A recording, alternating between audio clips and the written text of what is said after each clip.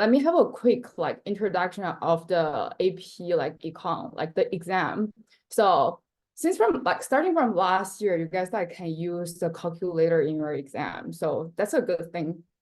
And then like in the exam, so you will have multiple choice.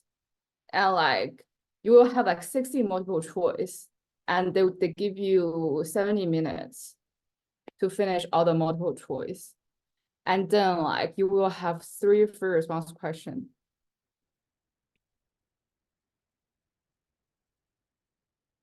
And like 3 free response questions, you will have like one long, like a long one and 2 short one. So that's a 100, like that's, so if it's 100% like for in the paper, so multiple choice will come like 67%. And first response question will be 33%. And based on my experience, like first response question, they are quite straightforward and easy. And also like you can find all the past tests like in the AP Econ website. But for the multiple choice, like you have like, for multiple choice is relatively hard. Like you can barely, just like you can't find any source like in the AP website. But like definitely online, you can find some like multiple choice to practice for AP exam. Okay. And like for AP Econ, like definitely you guys want to get a 5, right? But like they don't have a specific score. Like for example, like, oh, if you can get like 80 or 85, you can definitely get a 5. AP Econ, like they rank you by percentile. Like what's percentile is like, for example, if you are the top 20 or top 25, then like, okay, AP Econ will give you a 5. Okay. So for example, if this year, like the exam is relatively easy, so probably you need to get like 85 to get a 5. But like, okay, if this year, like, okay, it's hard, then probably 80 or 75, you can also get a 5. Okay. Any questions for now? Okay. Any questions like for the exam so far? No? Okay. And like for a micro, like you don't need to use a lot of like math, but let's just like have a quick intro. Like just want to double check, like you guys know some basic concepts for the math, but you won't use a lot of like math concepts in econ. So here, you guys like know y is the dependent variable, x is the independent variable, right? Do you guys like want to just like kind of Mac? Just like give me some response so I know like you guys understand and are following me, Anthony and Sharon. Yeah. Okay. So linear curve. Okay, so for example, linear curve is pretty straightforward, right? So we have x-axis and the y-axis. And then like we can have positive, like, so if the, if the function is upward sloping, then it just like goes upward, right? So this means a positive slope. And this is a downward sloping line. So this is a negative slope. You guys know this, right? Because you guys are grade 10. Yeah. Yeah, it should be straightforward here. And here, like we have y-intercept, we have y-intercept and x-intercept.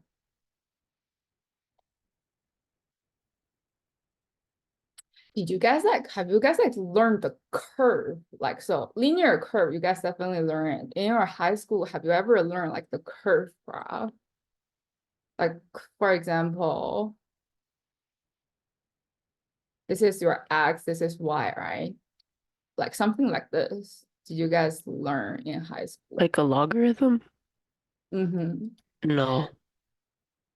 We won't use log, but just like the curve, like the shape like this. Okay, first like tell me. Oh, I already give you the answer.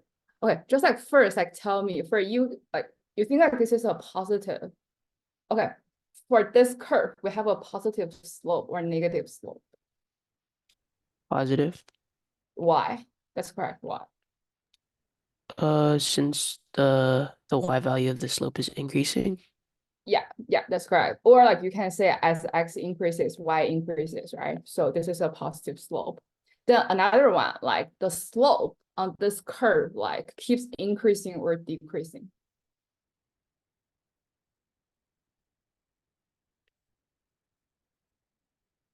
So here, like this is the change of the slope, right? First is pretty flat, then it's getting like more steep, right?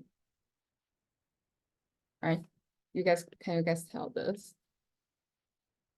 So this is the Yeah. change of slope, right? So you think like the slope like keeps increasing on this graph or decreasing?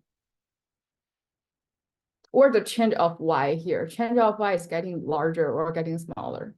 It's getting larger. It's getting larger, right? So the slope keep increasing here. Make sense? Yeah. Sharon, what about you? Yeah. Okay.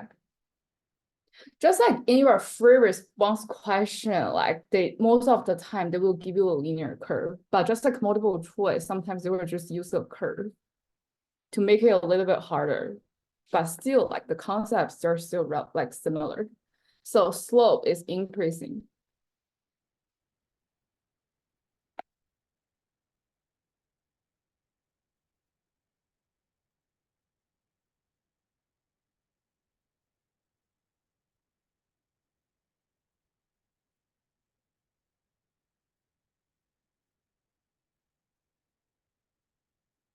Okay, sure, and then like your turn. So here, like you think the slope here is positive or negative, and tell me why. It's negative because it's decreasing. Okay, first, let's do it here. As x increases, what's the change of y here?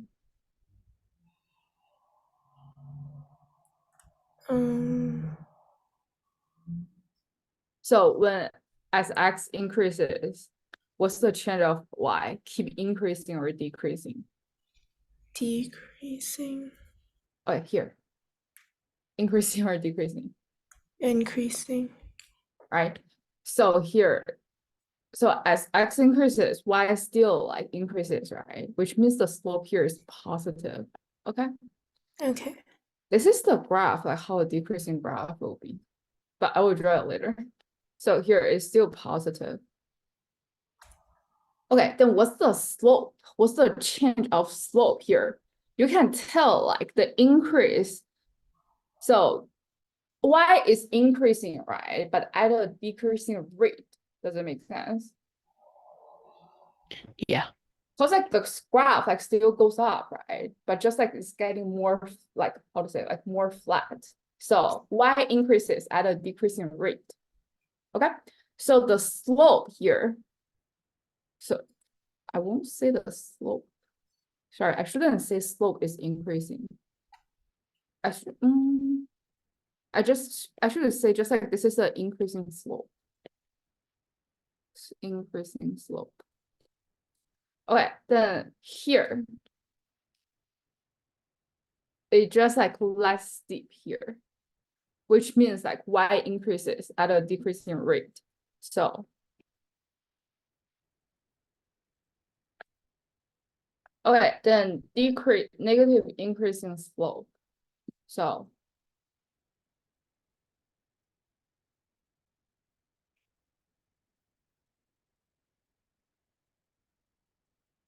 okay, Anthony, like here. So as x increases, what's the change of y? As x increases, y decreases at a increasing rate. Okay, so first, like as x increases, okay, at a decreasing rate or increasing rate. Oh, increasing. Okay, y is increase. That's correct. Why? Because as x is increasing, the amount y is like going down is larger. Yeah.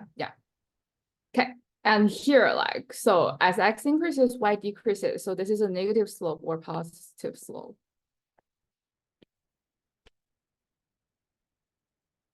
Anthony, so it's positive or negative? It's a negative slope. Yeah. Okay, then next one, like Sharon.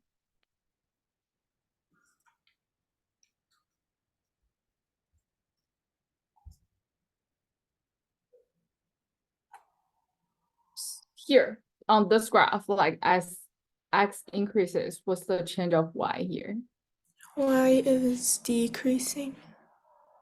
Okay, then so the slope is positive or negative here? Negative. Okay, and like what's the so y decreases, but at an increasing rate or decreasing rate? Just like what's the change of y? It's getting smaller or getting larger? Smaller. Yeah, so Decreasing.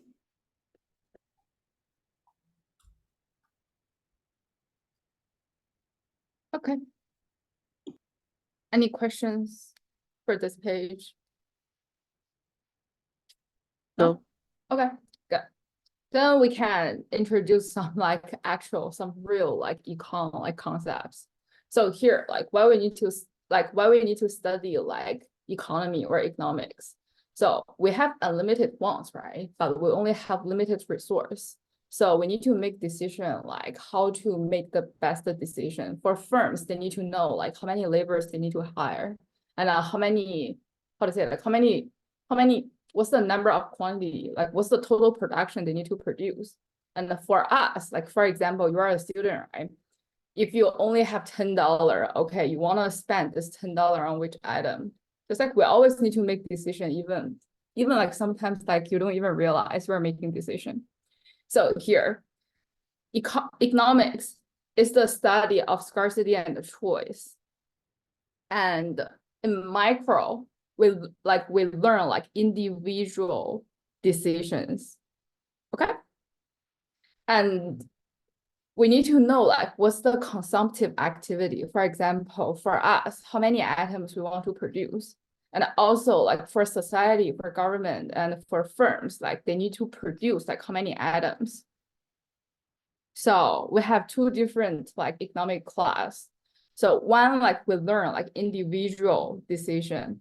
Another one is we want to know how the government and the Bank of Canada or central bank, how they make decision to help the economy. Okay. So the first concept here is that we have positive economic statement and the normative economic statement. They can only test you this in multiple choice.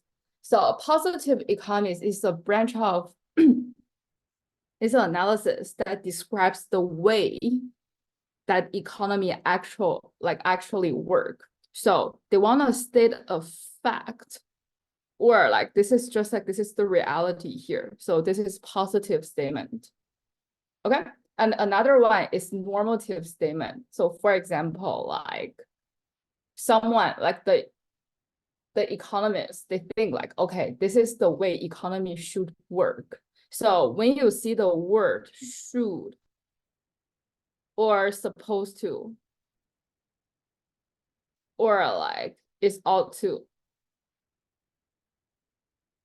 then you should know this is a positive, this is a normative statement. Okay, so positive statements means they are trying to state a fact. And the normative statement, this is just they think how the economy should work. Okay, so it's not real. That's a hypothesis. Okay, then let's do one question together. So Anthony, question 4. So which of the following statements is or are normative? So first, the price of gasoline is raising. So here, this is a normative statement or positive statement? A positive statement. Yeah. Okay, what about the second one? Also positive statement. What about, okay, last one. Normative. So what's the answer? 3 or I. Yeah, C, right? Okay.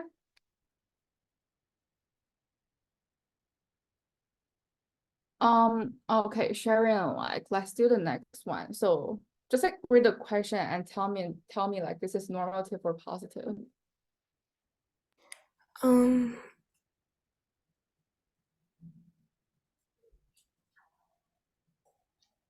A is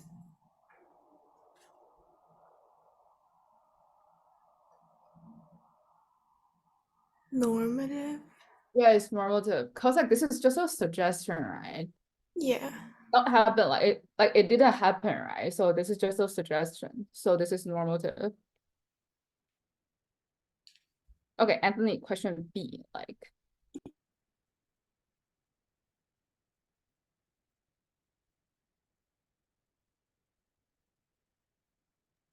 Would that be positive? Just like you need to think like they're trying to state a fact or they're just like trying to make a suggestion. So if it's just a fact, then positive. If it's a suggestion, then that's normative. Only like, okay, probably just like one multiple choice, they can test this one, then very good here. Any questions for this page? No. No. Okay. Then we're gonna learn like the first model here, like the production possibility curve or like, so here, like the abbreviation here is PPC here. In some of the exam, you may see PPF. They are the same thing, but just the F here represents frontier. Okay. So production possibility curve model and opportunity cost. We're gonna use this curve to calculate the opportunity cost. And why we need to learn like this curve, why we need to like, why they create or they build this model is they want to like discuss or they want to think about the trade-offs like in the economy. Okay. What's the trade-off? Just like if you want to get something, you have to give up something. Okay. And here, like this is AP Econ, right? So AP Econ, just like in the introduction of some courses, we always like they always try to simplify, like they always try to simplify the model, like to make it like to make it easier, like to make you guys like easier to understand. Okay, so we're gonna have some assumptions here. So what's the assumptions for the production possibility curve is in this country or in this market, we only have the producer only produces 2 goods, okay, or 2 items. Okay, then why we have this assumption? Because like we only have x-axis and the y-axis, right? So that's why they have this assumption. So they only produce 2 items. Okay. Then the y-axis, for example, on this graph, y-axis represents the quantity of coconut this country can produce. Let's just say A here, country A can produce. And the x-axis, that's the quantity of fish, which means like, sorry. Okay, just like from this graph, what do x-intercept and the y-intercept mean here? Okay, on Sharon, just like from this graph, what's the maximum amount of coconut country A can produce here? Just like from this graph. Coconut. It's the y-intercept, which is 30. Yeah, this is straightforward, right? And Yeah. Anthony, like, okay, what's the amount of fish like country A can produce? The maximum amount of fish. It would be 40, which is x-intercept. Okay, and like the downward sloping line here, this is my production possibility curve. So this is the combination of coconut and fish that country A uses all its resources. Okay. Okay, so here, this is a negative slope, right? So we have a negative slope. Why? So if it's negative from the graph, like how to interpret why this is negative? So think about it, Sharon, if we want to produce like more fish, do we have to give up like some coconuts? Yeah. Okay, so if we want to get more fish, we need to give up something, right? So that's why the slope is negative here. Make sense? Yeah. Okay. Then like for the labor, oh, sorry, not for the labor, for the firm. So they need to know like, okay, how many they can produce. And they want to know like the current productivity is effective or ineffective. So firms, they need to assess the feasibility and the efficiency. Because they want to earn money, right? So definitely like firms always want to use all the resources to produce, right? And then the next step, they need to think like how to improve their productivity. So on the graph here, Anthony, tell me like A, B, C, like we have A, B, C, D here, right? Which points they are feasible? Point A and B. What about C here? It's also feasible. What about, yeah. Do you know why it's feasible? Not really. Just like they can, okay, so here, like, so A and B, they are feasible because like they are right on the production possibility curve, right? But C here, so okay, at point A, like they produce 20 fish, right? And 15 coconut. So this is the combination, like country A uses all its resources. But at point C here, so still produce 20 fish, right?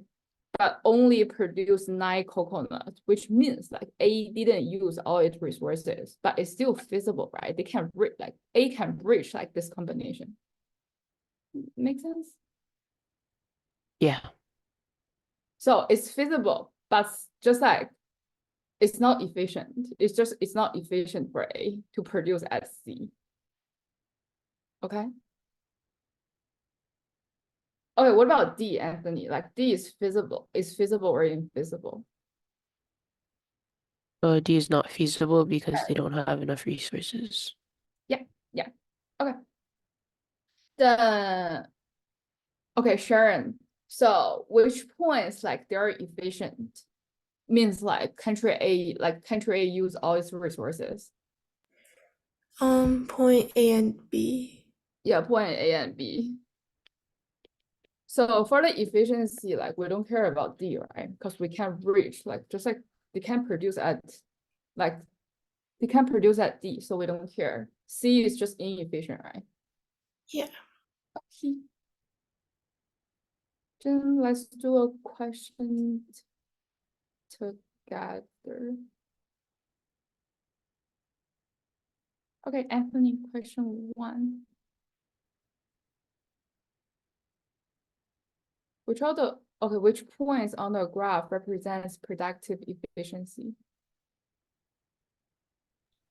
It would be, oh wait,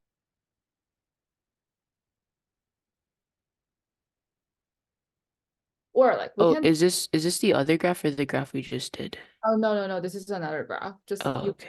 use the graph here.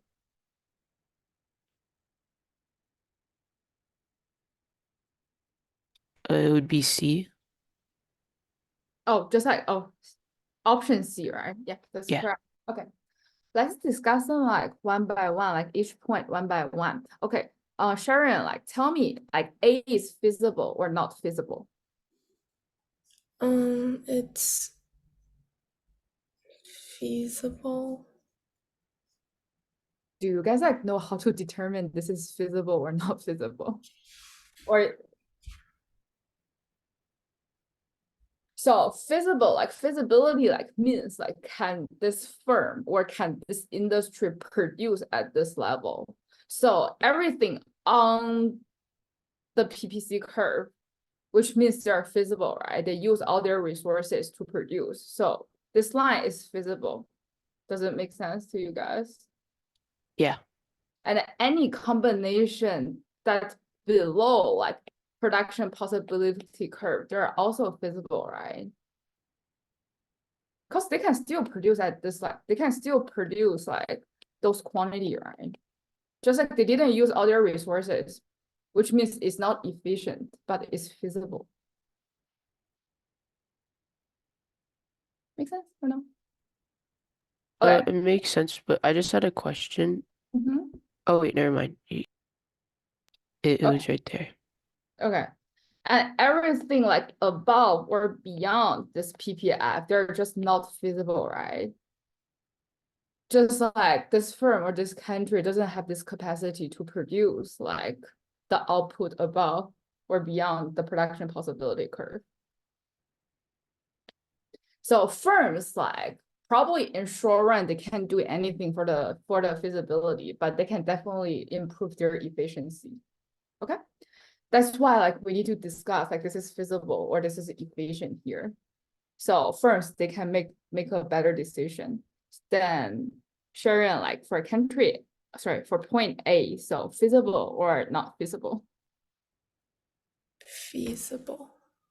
Okay, then what about efficiency, efficient or inefficient? Efficient.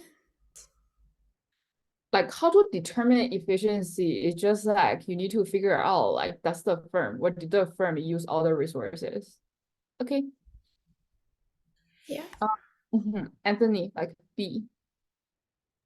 B is feasible and is also efficient. Okay. Sharon, C. It's feasible and efficient. Okay. Anthony, D. Feasible and efficient. Okay. Sharon, E. Feasible but not efficient.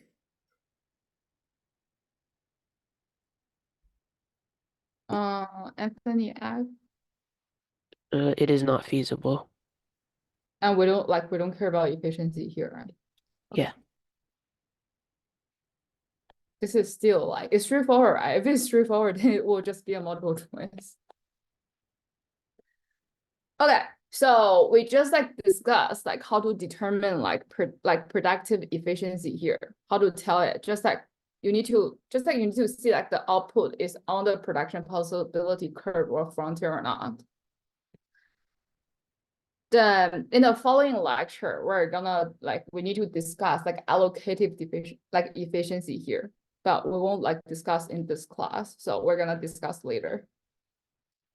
Okay, then now like probably in the first question, you need to draw like the production possibility curve. So let's just like draw one together. Okay, Sharon, let's do it together. So for country A, one worker works like for 8 hours a day, okay? So the efficiency of the beer, so this worker can produce 10 beers per hour or like 20 Cokes per hour. So in one day, just like in one day, what's the maximum beer like this person can produce? 80. Okay. And what's the maximum amount of Coke? 160. All right, then like, for example, how to draw this graph. So for example, let's label like beer on x-axis and a Coke on y-axis.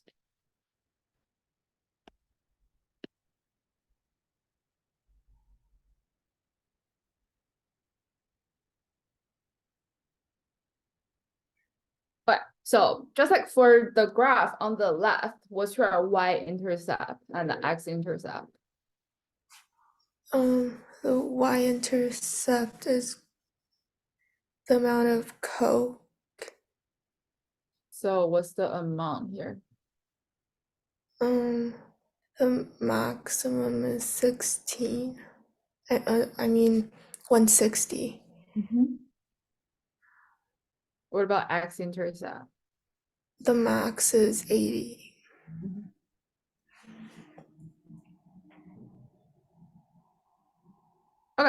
Okay, Anthony, the other one, we just like change the x and the y-axis, right? Then what's the x-intercept and the y-intercept here? The y-intercept would be 80 Okay, and the x-intercept would be 160. okay. Then, okay, Sharon, like tell me like for the graph, like you just drew, what's the slope here?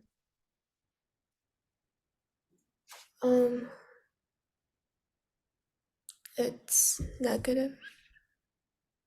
Yeah, then what's the number? It's negative. What's the? Oh,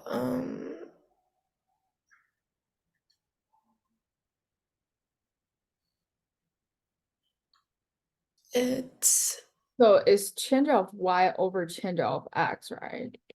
yeah, So for example, if y decreases by 130, what's the change of x? 80. Yeah. And it's positive 80, right? So that's why it's negative, and it's 2, right? So it's negative 2. Yeah. Okay. Anthony, the slope here. It would be -1/2. Okay. So yeah, then like you guys can tell this is -2, this is -1/2, right? So slope of Coke. I shouldn't write here, I should write here. Slope of Coke equals to 1 over slope of beer. Okay. And okay, and like let me just like ask a question like another time. Okay, why the slope here is negative? Slope is negative because the line as x increases, y decreases. Okay, if like this is the first response question, like you need to give them the explanation. Like, okay, so here like we don't have x and y here anymore, right? We only have beer and Coke. Then you need to use the econ like concepts to answer this question. Okay, so it would be as the amount of beers produced increases, the amount of Cokes produced would decrease. You can answer it that way. Or like you can say like just like if you want to produce like more Coke, like you have to sacrifice some beer. So that sacrifice means like the slope is negative, right? Do you guys follow me? No? Yes. Oh, okay. Yeah. You can keep your mic on. It's okay. Just like keep your mic on.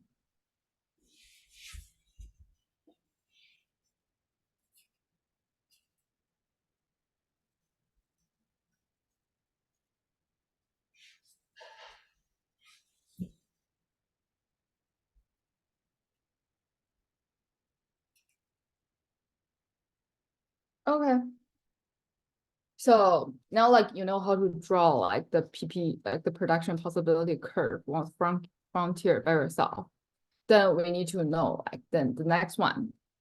The next concept we're gonna learn just like how to use this curve to find the opportunity cost. Okay. So here, who answered the last question? Anthony, you, right? I don't remember who answered the last question. I did. Okay, Sharon, then what's the slope like for the graph here?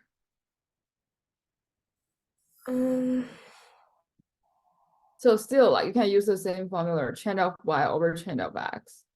So 3/4 Positive or negative? negative. Okay. Okay, then let's calculate opportunity cost together. Anthony, so for example, like from point from point B to point A, okay? What's the combination of output at point B here? Like how many fish and how many coconuts and how much fish? It would be 9/28 or 9/28.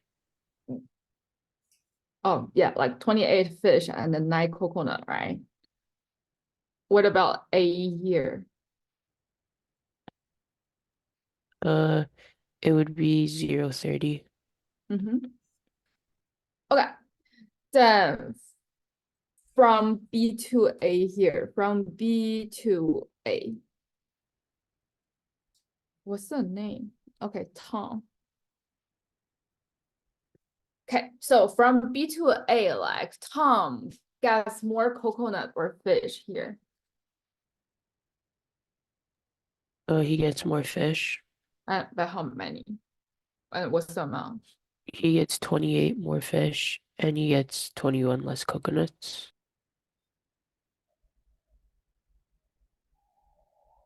Sorry, can you repeat what you just said again? How many? 28 more fish. Okay, from B to A, more fish or more coconut?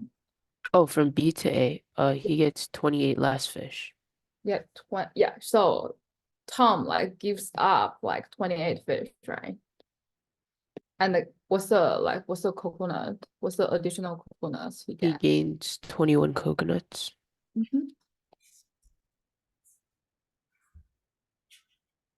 It's like 30 minus 9, that's your 21, right? And 28 minus 0, that's your 28. Okay, then the formula for the opportunity cost is give up over get. Okay. So Anthony, like, what's the opportunity cost here? Okay, so here, like, we got like more fish or more coconut here. We got more coconuts, right? Yeah. So here, like, we need to calculate the opportunity cost of coconuts. So equals to give up over get. Okay, Anthony, then what's the amount? So we produce more coconut, right? So we give up fish here.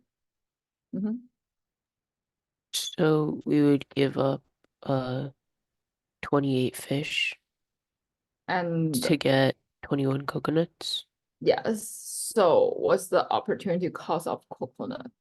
It's it's -4 over 3 fish, right? Yeah. So be careful, like the opportunity cost. So for example, opportunity cost of like item 1, it will be a amount, right? Then what's the unit here? The unit has to be item 2. Because like item 2, that's the thing like you give up, right? Just like think about the real life. For example, if you get a laptop, then what did you give up? You give up like the dollar, right? You give up the money.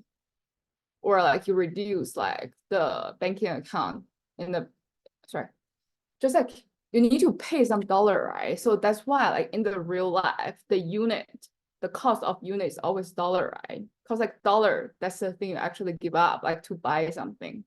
But here, like we use like item to purchase item. So the cost of item 1, the unit of cost of item 1 should be item 2. Okay. So here, like the cost of coconut, the unit here should be fish. Okay. Or no? I got it. Sharon? Yeah. Okay, Sharon, then like tell me, for example, if we want to calculate the opportunity cost of fish, then what's the unit for the opportunity cost of fish here? The unit would be coconut. Would be coconut. Yeah, Sharon, keep your mic on. Let's do another one together. Then from B to C here. So C is just like 40 fish and 0 coconut, right? Yes. Okay, then this is our scenario 1. And what's the scenario 2 here? So okay, now like we want to produce more fish. So from B to C here. Okay, then Tom. Okay, so from B to C, like Tom produced like does Tom produce like more fish or coconut? More fish. And by how many? 12. Yeah. So 40 minus 28, right? Yeah. Okay, then like Tom gives up coconut, right? By how many? By 9. Yeah. 9 minus 0, that's 9. Okay, then what's the opportunity cost of fish here? Still, like give up. Give up over get here. What's the opportunity cost of fish? 9/12. 9/12, yeah.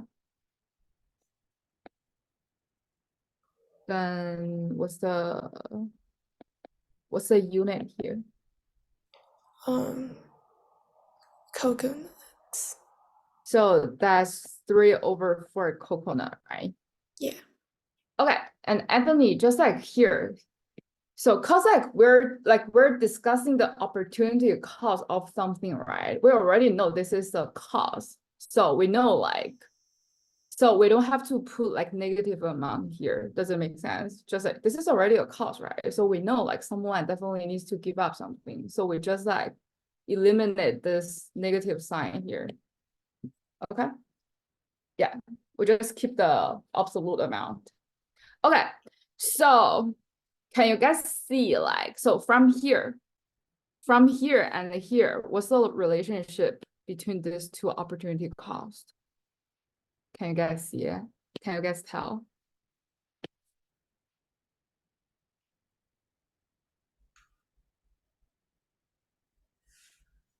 Would it be for every One is 4/3, right? Another is 3/4. What's the relationship between these two numbers?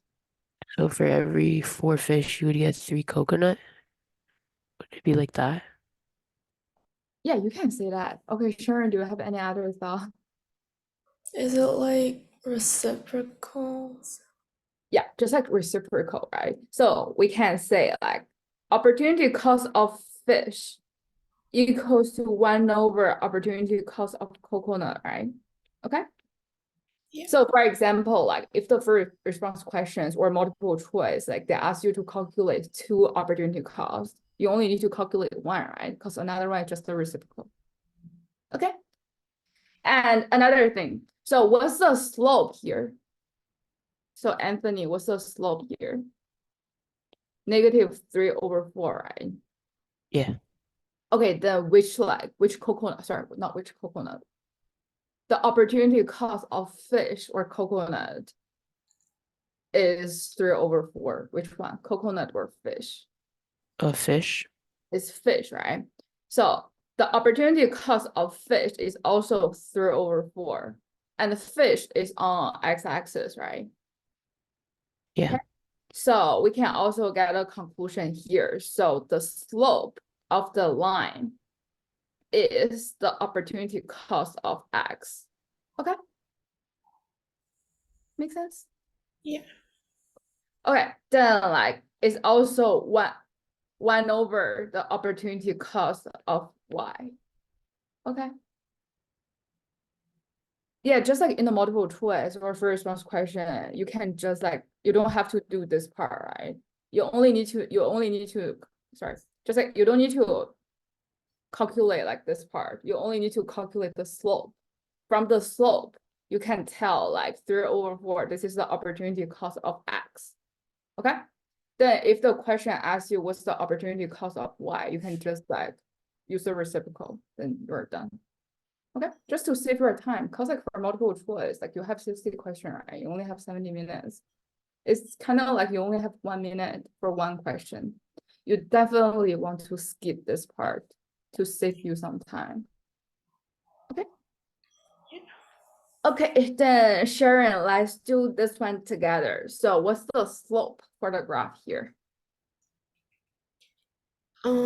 It's 20/10, which is 2.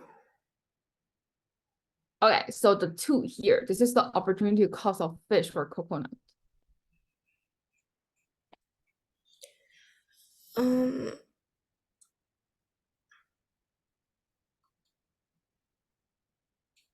Yeah, I still leave you the conclusion because we're just learning, just like by using the conclusion here.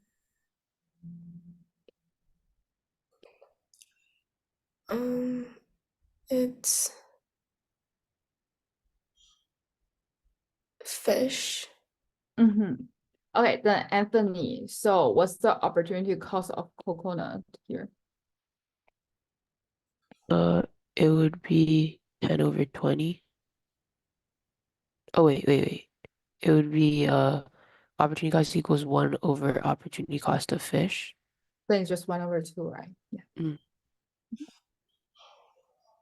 It's straightforward, right? I feel it's straightforward. Do you guys understand? Or like you want me like clarify something? I understand. I'm good. You guys really understand, right? Don't hesitate like to ask me any questions. Just ask. Okay, then let's go back to the last page here. So, Sharon, tell me like we have the slope like 2 here, right? 2 here. Yeah. This is the opportunity cost of beer or Coke. Beer. Okay, then Anthony, what's the opportunity cost of Coke on this graph? 1 over -2. 1/2 is fine because we say cost, right? So Okay. yeah, we don't have to say the negative. Okay.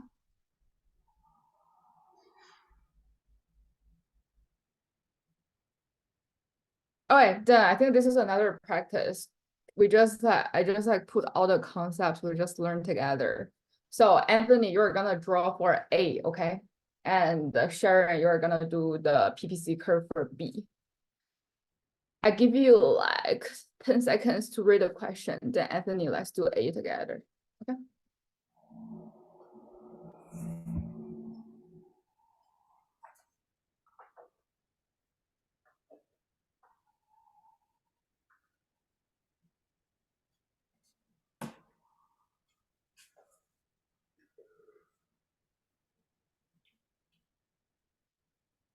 Mm. Done. Yeah. Okay, then how to draw this graph? Like tell me the X and the Y intercept. Is the first one, is beer supposed to be bottles? Okay.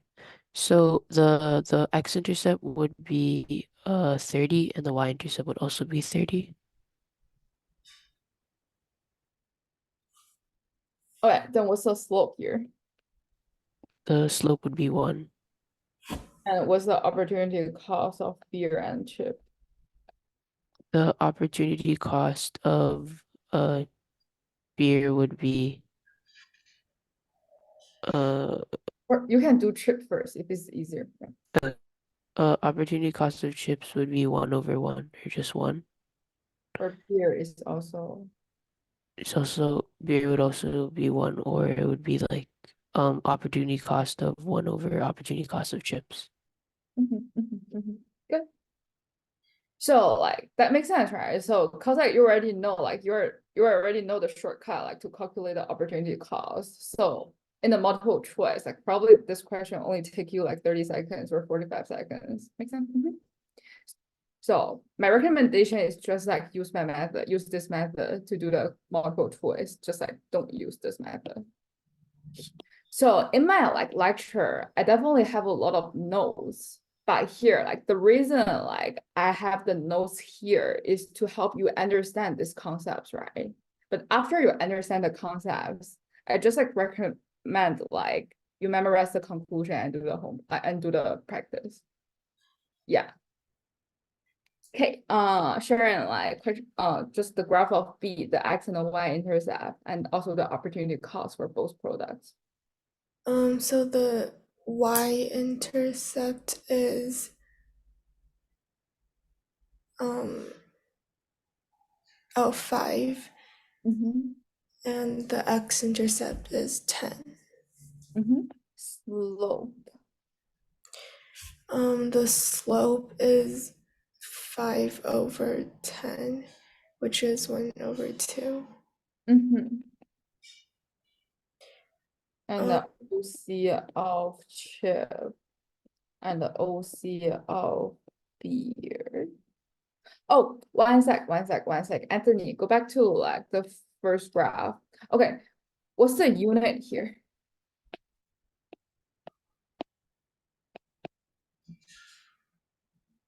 Like we can't like just say 1. Like we need to say a unit here.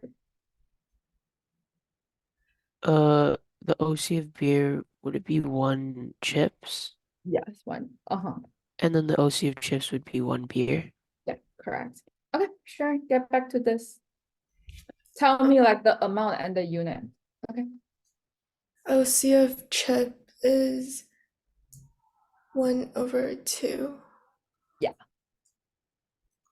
And the unit is beer. Yeah. And OC of beer is 2 chips. Yeah. Okay. So opportunity cost, so is that 1 beer, 1 chip, 1/2 beer and 2 chips. Okay.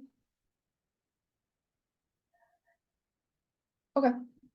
So is opportunity cost, so just want to have a quick like summary here. So opportunity cost of X is the slope, right? Or we can say it's the absolute amount of slope. The OC of Y equals to 1/OC of X equals to 1/the absolute value of slope. Okay. Questions? No. Okay.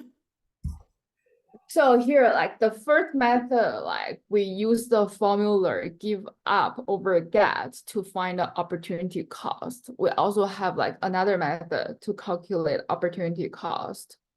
So the formula is like opportunity cost equals to explicit cost. What is explicit cost? That's the amount you actually need to pay. For example, you need to spend $7 to buy a bubble tea. So that $7 is the explicit cost. So that's your actual cash outflow. Then, but in econ, right, we need to think about the decision like we want to make the best decision. So we also need to consider the implicit cost. Then what's implicit cost? That's the net benefit of next best alternative. So let me expand this formula a little bit. So my opportunity cost equals to explicit cost plus implicit cost. Okay. Explicit cost, just explicit cost. We can't do anything about this. And what's implicit cost? So implicit cost, that's the net benefit of next best alternative. So what is net benefit? Net benefit is the, the net benefit. So it's just the benefit of net best alternative. And also like you need to think about the cost, the explicit cost of net best alternative. Okay, so it's the explicit cost plus benefit of next best alternative minus cost of next best alternative. Okay. Yeah, I know probably here is a little bit confusing. Let's just like go through some examples together, then you guys will know. Okay, Anthony, let's do example 1 together. So, okay, if you go to see the dentist, it will cost you $200.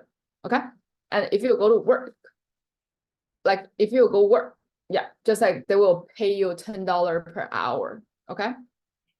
And the question asks you like, what's the opportunity cost of giving up 2 hours to work to see the dentist? Okay, so what's the option you pick here? Dentist or work? Or to go to the dentist. Okay, so the explicit cost. So at least for this part, then what this should be the explicit cost for dentist, right? Yeah. Then what's the amount like? It would be 200. Okay, then what's the implicit cost? So implicit cost will be the benefit of next best alternative and the explicit cost of next best alternative. So what's the benefit here? If you go to work, what's the benefit? You're paid, right? Yeah, you make money. Then what's the amount you will make? If It would be $20. Yeah, it will 2 times 10, right? Then do we have like any explicit cost like for the work?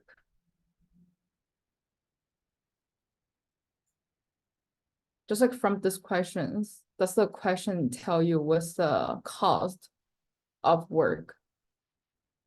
No. So it's 0, right?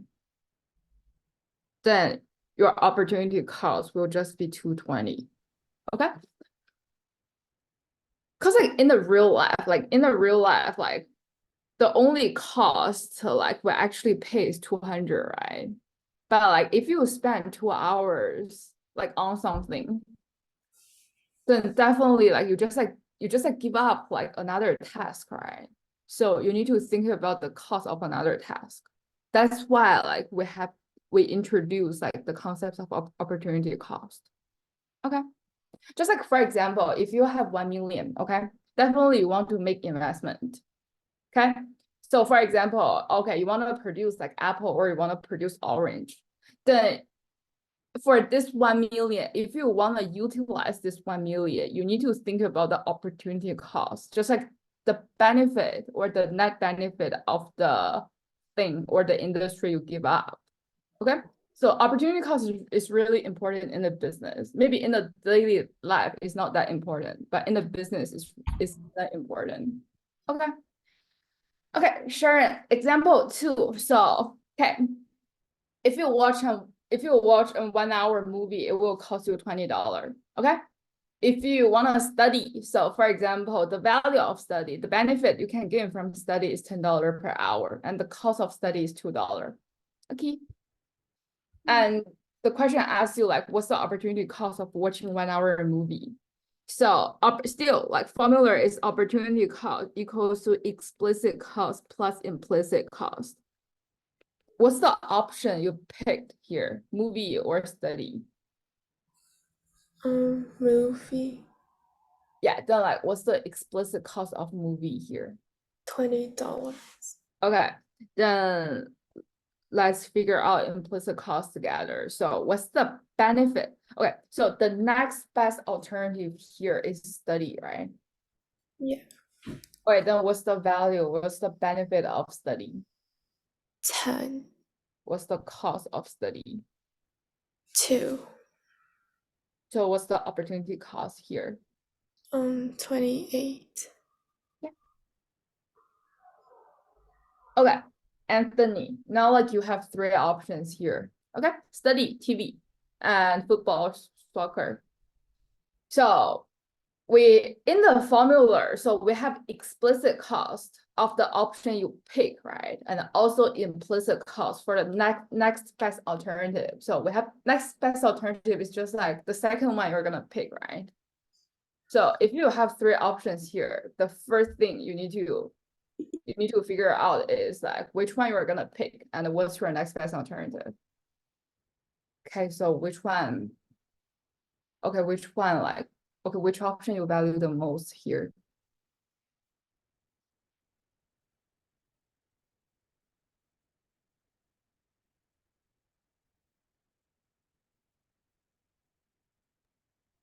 Would it be the TV? Yeah. And what's the second one? What's your next best alternative here? The 2 hours of studying? Okay. Then like for soccer, just like in this question, we won't use any information from the soccer. Okay. Okay, then how to calculate the opportunity cost here, Anthony? You would do the cost of TV, which would be $40 minus 10. Only explicit cost only. Because we're calculating cost, right? For the value we picked, we only discuss the cost of the first option. Okay. This is the formula, right? Explicit cost plus implicit cost. The 40 minus 10 you just said, that's the net benefit of the first option. Okay, that's not the explicit cost of the first option. Just think about the cost here.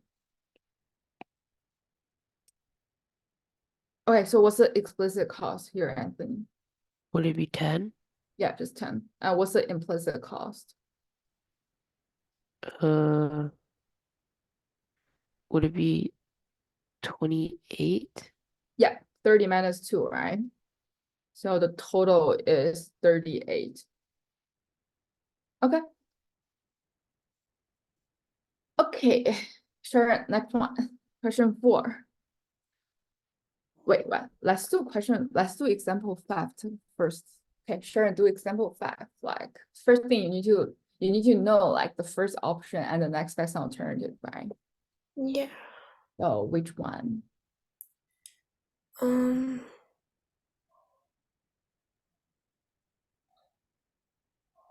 The second one is the first option. Why?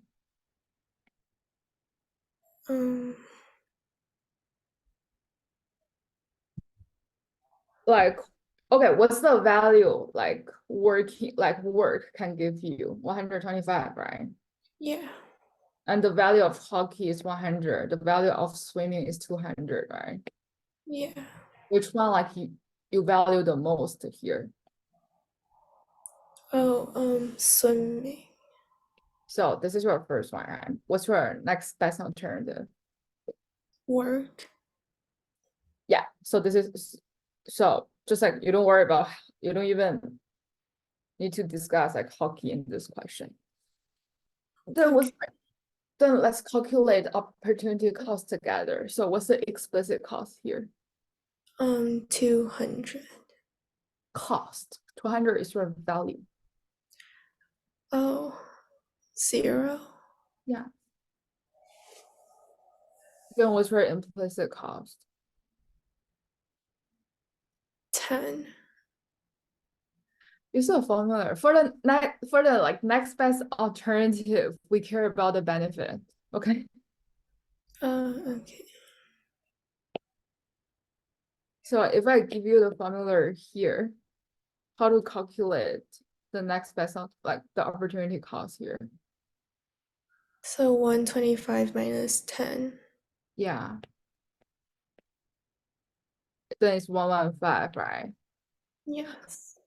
Okay, the first problem I figure out here, the explicit cost for the option you pick, you only use cost to calculate. Cause you already, okay, you guys probably want to ask like why we don't care about the value here. You already use the value here to make your decision, right? Like you compare like all the values, then you figure out like which one you want to pick. Okay, that's why like for the option you picked or the first option, like just like in the opportunity cost calculation, you don't use value to make any like you don't use value to calculate the cost because you already use the value to make your decision. Okay, second part, just like why we care about like the value of next best alternative, and why we use like the value of next best alternative to do the calculation. Because like you need to, so for example, if you pick option 1, which means like you give up the happiness of option 2, right? So the thing you give up, that's the happiness. That's why we care about the value of the next best alternative. Because you need to, we just like measure your happiness of next best alternative in dollar amount. So that's why we care about the value of the second option, and we use it in the opportunity cost calculation. Okay. Is it basically like the total amount you would gain? Like you wouldn't spend this from the first one, but you would gain this from the second one? Sorry, repeat your question again. Like the way you explained it, is it basically saying like you whatever you spent in the first one, you're losing that money. So if you don't spend it in the second one, you'd gain it. That's why you use the cost. Yeah. Okay, thank you. Okay, then example 4. Okay, we have 2 scenarios for example 4 here. Just like if you can't, like 50, let's change this amount to 30 here. So if you can't resell, and the second scenario is definitely you can resell, right? Okay, Sharon, let's do the first one together. If the opportunity cost equals to explicit cost plus implicit cost. So original price is $50. That's the amount you paid. And current price is $30. And for the first scenario, you cannot resell. The value of the movie is $90. But like somehow like you have to visit your friend. Then the question asks you, what's the opportunity cost of visiting a friend? So what's your explicit cost here? 50. Okay, the explicit cost here is, okay, what's the option you pick here? Visiting a friend or a movie?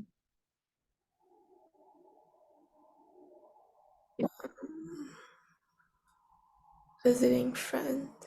Okay, so the explicit cost here is the explicit cost of visiting friend, right? Yes. About the 50, that's the cost of movie, right? Mhm. So then like, what's the explicit cost of visiting a friend here?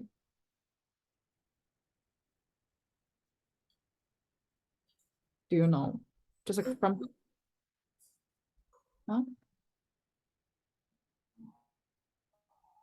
I'm not really sure.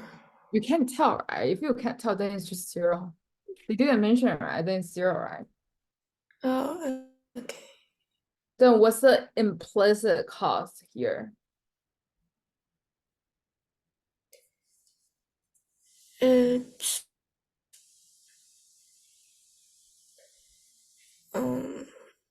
What's the benefit of movie?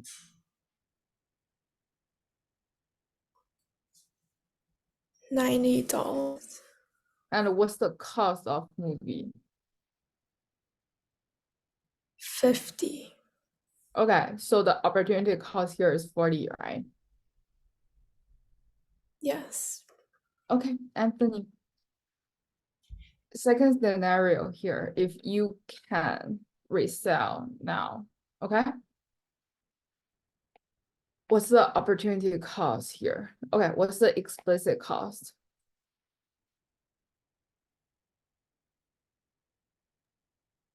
Would it still be 0? Yeah, still zero. What's the implicit cost? It would be 90 minus 50 plus 30. Yes. It's kind of like you paid like $50, but like you can resell it at $30, right? So the amount you actually pay is just $20, right? Then the opportunity cost is 70 here. Questions? No. I feel like the problem here is just like be careful about the explicit cost calculation and the implicit cost calculation. For the option you picked, we only calculate the explicit cost. But for the next best alternative, we actually care both like benefit and the explicit cost.